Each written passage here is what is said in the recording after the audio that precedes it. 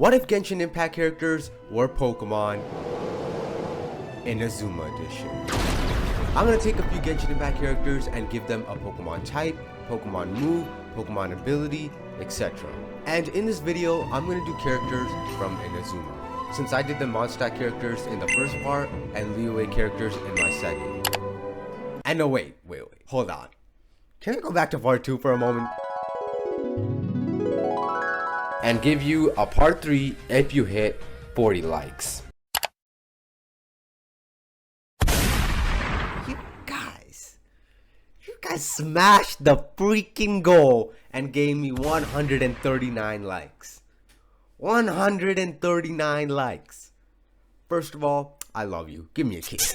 Second of all, let's start with the first character, which is Electro Traveler.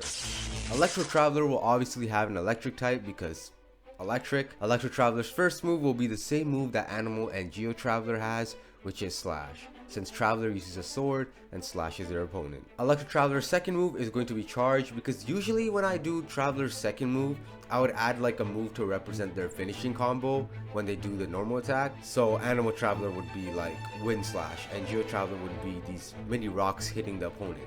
But Electro Traveler doesn't have that, so I went to Traveler's talents, and most of its talents are like damage boosting and energy red stuff. Like if you look at my team and artifacts, it's very clear that I don't understand this energy res. So, I don't have enough resin. I got defense. Let's just say I'm playing this game for other reasons. Since Traveler has a lot of talents that boost itself in some ways, I chose Charge to represent that, since it boosts its special defense and doubles its damage. And I'm pretty sure it's the only electric move that boosts its user and doesn't do any damage to their opponent. So Charge it is. Electro Traveler's third move is going to be Electro Ball because of Electro Traveler's E-skill, Lightning Wave. Alright, so Inazuma is giving me a hard time already because Electro Traveler's E-skill is a move where they summon 3 swift thunder shadows that deal electro damage to their opponents and leave an abundance amulet, which helps restore elemental energy and increases energy recharge, which are the boosting elements to the move. You wanna know what Electro Ball does? You know what, let me just show you.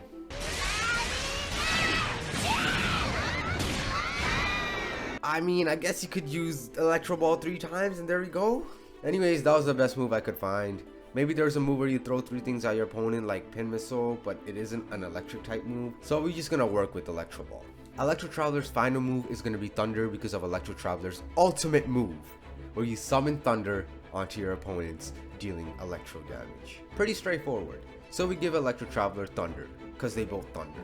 Electro Traveler's ability is going to be Transistor, since most of Electro Traveler's talents and some of Traveler's moves boost its energy res and all that bullcrap that I clearly don't understand. And Transistor is an ability that powers up electric moves, and it was the best electric ability I could give Electro Traveler, so Transistor it is. Wait, what's that noise? Why do I hear fireworks? Wait, hold on. No, we still got 3 months until fireworks go crazy in America. No, I choose when the fireworks start now, little boy. Alright, the next character is the queen of the summer festival, Yoimiya. Yoimiya is obviously going to be a fire type since she's a pyro character and she uses fireworks. Yoimiya's first move is going to be Spirit Shackle since Yoimiya is a bow user, and Spirit Shackle is the only bow and arrow move in Pokemon up until Gen 9. Hey Pokemon, you gotta make some notes right now. You can make a fire bow and arrow move for Gen 10 or even Legend Z8. Turn Mufasa into an archer or something. Yoimiya's second move is Armor Cannon because of Yoimiya's charge attack, where she shoots a fire arrow. And since Pokemon didn't take their notes, we don't have a fire arrow move, so we're gonna use Armor Cannon. There's also these mini firework arrows along with the main arrows, so I guess just squeezing a few mini armor cannons. I also chose Armor Cannon because of Yoimiya's E-skill, where you hit a little Michael Jackson. Get a fire circle around you and start shooting fire arrows with your normal attack. Since Armor Cannon doesn't summon a fire circle around its opponent, we're gonna add Fire Spin into her moveset. Fire Spin is a fire type move that summons fire around the user and deals damage to the opponent. I'm pretty sure the fire circle doesn't do any damage in Genshin, but it's the best move we got to represent it, so Fire Spin it is. Yoimiya's final move will of course be the signature move of the one and only Fireworks Pokemon, which is, hear me out, this is gonna get your mind blown. The move is mind blown. Man, you know what? I'm gonna get your mind blown. So we adding Blacephalon's signature move, Mind Blown, because it's the only firework move in the game, and we have to add it to the firework queen herself. We're also adding this move to represent Yoimiya's ultimate move, where she summons a lot of fireworks which deal pyro damage to her opponents. Now finally, Yoimiya's ability is going to of course be well-baked body, because you know her body's well-baked, you know what I Her ability is gonna be sniper since she's an archer. Now get ready to get your mind blown on the next character. Get it? Cause one of her moves is... The next character is the Wanderer. Wait, no, get out of here, bro. You're not supposed to be here, right? I tried to make a nice entrance for my boy Kazuha, but he's just chilling. He's just Kazuha. But the next character is Kazuha, the better animal wanderer. And his type will of course be me. His type is going to be a flying type because he's an animal user and uses animal attacks. Kazuha's first move is going to be slash since he does sword attacks and slashes his opponent. Kazuha's second move is going to be supersonic sky strike because of Kazuha's E skill, which allows Kazuha to be lifted into the air, and then when you do a plunge attack, you do animal damage to your opponents. Supersonic sky strike is a Z move that basically does just that, except they go down like Black Adam and crush them. Kazuha's third move is going to be Bleak Wind Storm because of Kazuha's ultimate move, where he slashes his opponents and creates this domain expansion thing, which is the most beautiful ultimate in the game. But Bleak Wind Storm only represents one part of his beautiful ultimate. The other part it's missing is when a gust of wind hits whatever opponent inside the domain expansion and carries elemental damage depending on the element. So it could be like a fire domain expansion or an ice domain expansion. So in order to do this in Pokemon sense, we are going to, for the first time in this series, we're going to Gigantamax. Gigantamax Kazuha, go! Since we Gigantamaxed, our Bleak Wind Storm transformed into G-Max Wind Rage, which is a Gigantamax move that summons a huge hurricane onto its opponents and gets rid of any spikes, stealth rocks, and terrains. This is the best move to represent how Kazuha's ultimate can use the environment to his advantage. So I guess he could use G-Max Wind Rage and get rid of the terrain and then use the terrain or something to his own benefit, I don't know. And sadly we won't be giving Kazuha a fourth move because there isn't too much to give him. But he's just too good for that, you know. 4 moves would make him soul his own birds, and he's humble, Anyways, Kazuha's ability is going to be Levitate because of his E skill that allows him to fly and be a very good traveling companion to go around and explore Taiga. Speaking of travel companion, another really cool travel companion to have is the Kamisato princess, Ayaka. Ayaka will have an ice type since she's a cryo user and uses cryo moves. Ayaka's first move is going to be slash since she's a sword user and slashes her opponents. Ayaka's second move is sheer cold because of her E skill where she summons a bunch of ice around her. And sheer cold is basically just that. Ayaka's third move is triple axle, and it's triple axle because of her ultimate move where she uses her fan and summons a bunch of ice slash attacks. Anyways, I chose triple axle because it's the only multi-hit ice type move and sort of ice slash move, so I decided to put triple axle. Now for her fourth move, I didn't put anything because I tried to find a move that resembled her ability to go in the ground like ice when you run as Ayaka, but I couldn't find one. I know, I'm sorry, that's 2 strikes. I can't do this the third time, I can't. But since I couldn't find a move, I found an ability called Slush Rush that could resemble that ability. Slush Rush is an ability that boosts the user's speed stat in snow. So Slush Rush it is. Alright, now usually I don't do 5 characters in a video, but I decided to do 5 for y'all because you guys smashed the freaking like goal. So the next character is gonna be Kokomi. I was gonna do another pun like, y'all smashed it like shell smash. Why do I do this? So Kokomi's type is going to be water type since she's a hydro user and uses hydro attacks. Kokomi's first move is going to be chilling water since she uses water attacks as her normal attack. Chilling water is just a simple ball of water and her normal attack is simple too, so we're going to put chilling water in her moveset. Now last time I couldn't do Ayaka's ability to swim through the ground as ice, but I got Kokomi this time. Kokomi's second move is going to be Dive to resemble her ability to go on water after using her ultimate. Now I know you're asking, Bolt, how does that even work? Dive means you're under the water. You're saying Kokomi is walking on the water. Those are two different things. What are you doing? Are you insane? I'm not gonna lie. Inazuma's cooking me right now.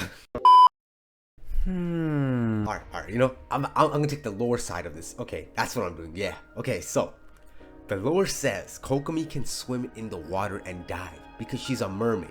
There we go. We keeping diving her moveset, okay? No complaints from y'all. No complaints. Anyways, Kokomi's third move is going to be Life Dew because of Kokomi's E skill and ultimate, where they both heal active users. Life Dew heals the Pokemon, so it works perfectly well, especially since Kokomi is a good healer in the game. I tried finding a move for Kokomi's E skill where she summons a jellyfish, but there's no water type Pokemon move like that. Like Pokemon. Not even squid / jellyfish Pokemon have moves like that. Frillish. Couldn't you squeeze in a few like squid summoning water moves? Come on! So we're gonna keep Life Dew and use one part of her E skill and one part of her ultimate. Kokomi's final move is gonna be Bubbles, since Kokomi's ultimate summons a field and hits her opponents with bubbles. Kokomi's ability is gonna be Water Absorb, since Water Absorb is an ability that restores your HP after being hit by a water move. Kokomi is obviously a healer, and Water Absorb is the only water type ability to heal the user, so we're giving her Water Absorb. Alright, so that's the end of the video. I know in the last part I've always pretended that I'm ending the video just to skip the Archon, but then I don't because they just forced themselves in the freaking video. But this time I made some precautions. I kept Inazuma's Archon locked. She won't be bothering us this time. Anyways, thanks for watching this video. Whoa, that was so loud. Man, it's bright sunny outside. Why am I hearing thunder?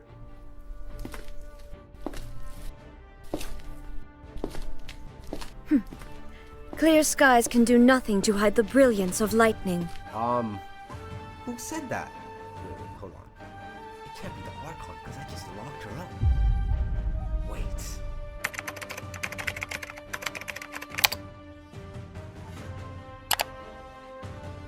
The Raiden Shogun exists in 2 forms. Wait, so I locked one of the forms. Then that means... No! Torn to oblivion! And our last character is the Archon of Inazuma, the Shogun, Raiden Shogun. Why do they keep forcing themselves in the video? Anyways, Raiden's ability is gonna be electric, since she's the Electro Archon and uses Electro moves. Raiden's first move is gonna be Spike Cannon, since Raiden uses a spear to attack her enemies. Now, I know Spike Cannon isn't even a spear move, but Pokemon doesn't have any spear moves. I had to give Hu Tao my part 2 Spike Cannon, so blame Pokemon for not taking out their notepads and Raiden. Remember, turn Mufasa into an Archer. Spike Cannon is the best move to resemble characters who use spears to attack their opponents, since Spike Cannon is a bunch of spikes poking your opponent, and spears are kind of that too. Raiden's second move is Charge Beam because of her E skill, where if you use your E skill, it summons an eye for your whole party and does a coordinated attack, dealing AoE electro damage whenever you attack. Charge Beam is a move that boosts the user's special attack, and it's the only good electric support move that does damage to the opponent, but not too much damage. Raiden's third move is going to be Bitter Blade because of Raiden's ultimate move, where she slashes her opponent once, and then when you use her normal attack, you do a bunch more slashes. There's no purple electric slashing move, so either I had to choose an electric slashing move like Plasma Fist or a purple slashing move like Bitter Blade. I decided to go with Bitter Blade even though it's a fire type, but I mean electricity is hot and she's also hot. So we're gonna give Raiden Bitter Blade. Raiden's final move is Thunder, and it's Thunder because of Raiden's iconic move called Muso no Hitotachi, where she dashes into her opponent, does a bunch of slashes, and then summons Thunder onto her opponent. She even used this move to split an island in Inazuma called Misojin Gorge. She also used this move to finish off Signora in the Archon quest. We already have a move for her slashes, but we don't have one for Thunder, so we're gonna give her Thunder. But before we finish off the moves, let me just Gigantamax Raiden Shogun. You know how I was saying there are no purple electric moves? Well, I was wrong. because in her true Gigantamax form, our Thunder move has transformed into G-Max Stun Shock, which is the G-Max move of G-Max Toxtricity. G-Max Stun Shock is basically Thunder but purple, and it leaves an X on the ground. It also poisons the opponent, but let's just forget that existed. Raiden Shogun's ability is going to be Motor Drive, because Motor Drive is an ability where if you get hit by an electric move, you take no damage and you get a speed boost. I gave Raiden Shogun this ability because she's the Electro Archon and she's pretty much electricity herself, and electricity is fast, so we're giving her Motor Drive. Anyways, that's what if Genshin Impact characters were Pokemon in Azuma Edition. And since you guys crushed the like goal in the last part, I'm gonna raise it a little higher and ask for 100 likes. Hey, you guys did it last time. You can do it again. So 100 likes and you get the par 4. But anyways, if you enjoyed the video, then please like the video. Let me know in the comments what character you want to see in the next part, and subscribe for more videos like this one. Thanks for watching this video, and I'll be seeing you guys in the next one. Till then, stay safe and have an awesome day, gamers.